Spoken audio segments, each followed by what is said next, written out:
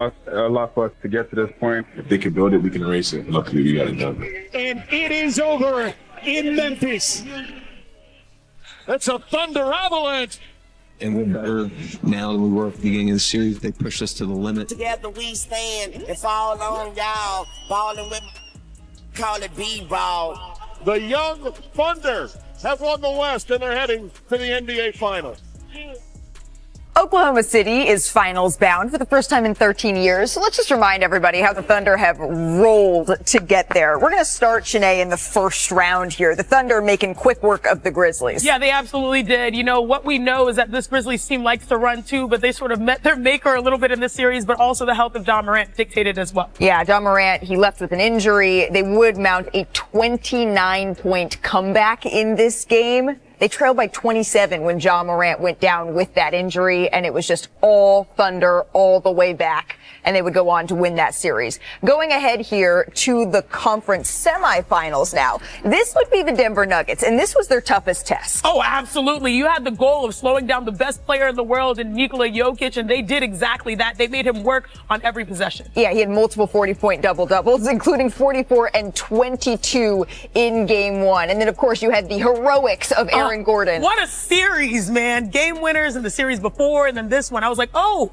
is this where experience wins? Aaron Gordon, once again, he was such a difference maker for the Nuggets in this series. And of course, you had famously SGA leaving the court smiling. Everyone would wonder why. Well, that's because they had some confidence. They would go on to win in 7 games, including a 32-point blowout in that Game 7. So then to the conference finals we go. They kept that momentum going against the Timberwolves. They cruised to a 2-0 lead. The Thunder were tested on the road, getting blown out in Game 3, and then they survived a nail-biter in Game 4. They would go on to win Game 5 by 30. Their NBA record 4th win by 30 or more this postseason. And of course, Shai Gilgeous-Alexander was named the Western Conference Finals MVP. He averaged 31, 8, and 5 rebounds. And we knew that SGA, he was going to be dominant going into these playoffs. But there were some questions for Jalen Williams, and he answered the call. The All-Star duo, just the 5th pair of teammates to average 25 and 5 assists entering the NBA Finals in NBA history, with the last 3 all eventually going on to win the title.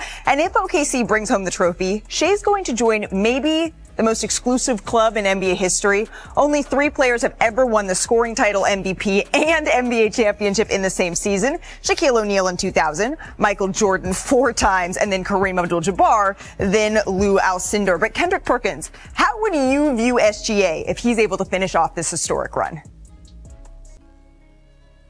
2 things. Number 1, he will be the greatest Thunder ever. Ever. Yes, past Kevin Durant and Russell Westbrook.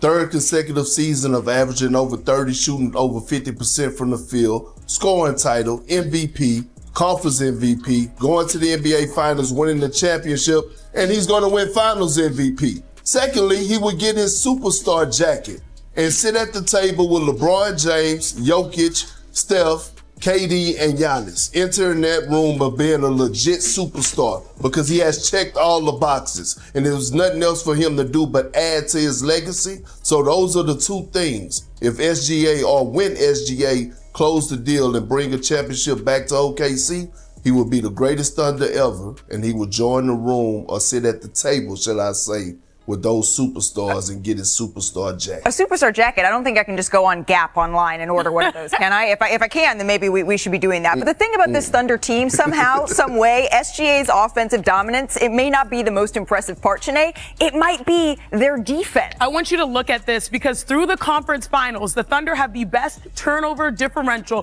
by a team in a single postseason since the merger. I mean, this is great company. Now, if you don't believe me, or these amazing numbers, maybe you'll believe this All-Star's words.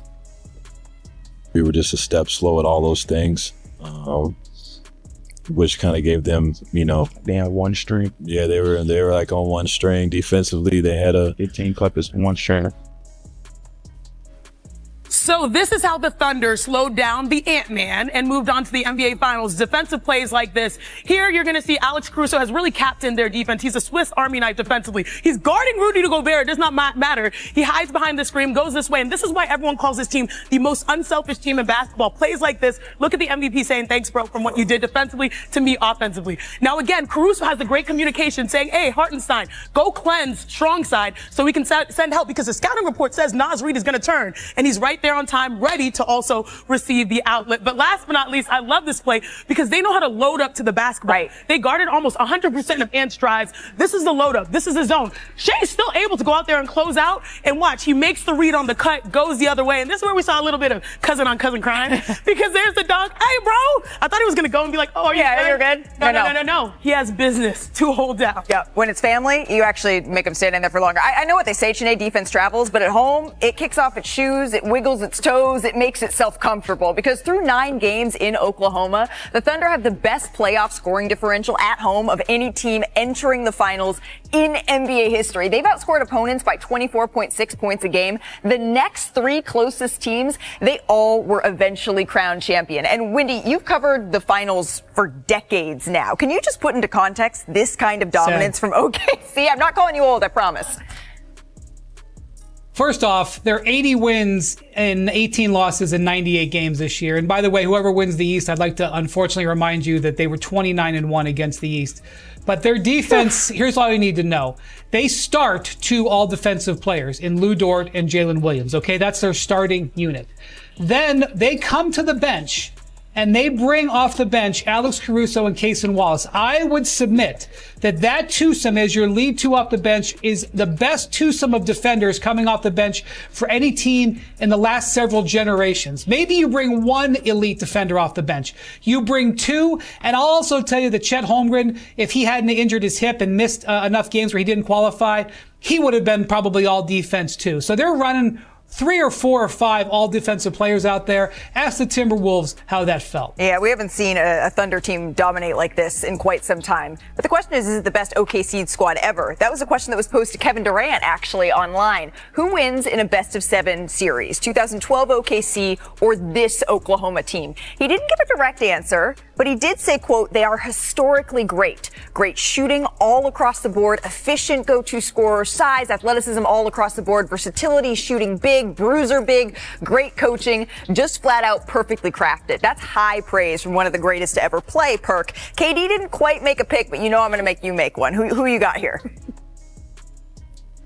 I got this year's Thunder team, 2025, okay. And it's no knock to ours in 2012, but like Wendy just alluded to, their depth, right? You talk about bringing in a Cason Wallace, Alex Caruso, guys who are going to get into you defensively, and all of a sudden you have a guy like Jalen Williams who's not afraid to mix it up, who was crucial for them in that Denver Nuggets series against Jokic. They're just too deep. Right? We're talking about one of the greatest defensive teams in NBA history. Now, it's no knock when it comes down to what Russ or KD or James brought to the table, or even Serge Ibaka, but this team is just more polished, and they just have more, like, they have more adults in the room that just have old souls. Like, they act like they've been here before, and that's the scary part, and that's why I give them the edge. Oh, now but it will go 7 games. Oh, it will go 7 games, though. He had to make sure he repped for his squad in that way. They're still waiting to see who their opponent is going to be in these NBA finals. Who got home court, Malika? Oklahoma City Thunder. Let's get back in the eye, and they are alive and kicking. We played better. We played to our standards. Played next basketball tonight. I looked at the game and it said Game 5, do or die. Everyone's doing an amazing job of wanting to win. Hey, tell JR like Van Pelt said, leave you alone, all right? 6-7! 6-7! A wise philosopher once said on this show, keep a cool booty. Knicks fans, you still need 2 more wins, but here is the back page of today's New York Post. Run down, 2 to go. I like that. You know I like a pun. Let's take a look at today's electric moment brought to you by Hyundai here. Because Karl Anthony Towns and Jalen Brunson, they really stepped up in Game 5. They now each have scored 20 or more points in all 5 games of this series. They're the second pair of teammates to each score 20 or more points in each of the first 5 games of a conference finals. They joined Shaquille O'Neal and Kobe Bryant for the Lakers in the 2002 Western Conference Finals against the Kings. The Lakers, they won that series in 7 games. Shaq and Kobe, they each had 20 or more points in all 7 of those games. So I don't know, maybe that's a omen here for New York. Tim Bontemps was in the building last night. New York, they flipped the script in Madison Square Garden. So what happens now, Tim, as this series shifts back to Indiana? Well, yeah, Malika, as you said, the Knicks played great from start to finish in Game 5. They controlled the tempo. They dictated the way the game was going to be played. And now the series shifts back to Gainbridge Fieldhouse in Indianapolis for Game 6 tomorrow night. And I am fascinated to see how the Indiana Pacers, and specifically Tyrese Halliburton, handles this moment.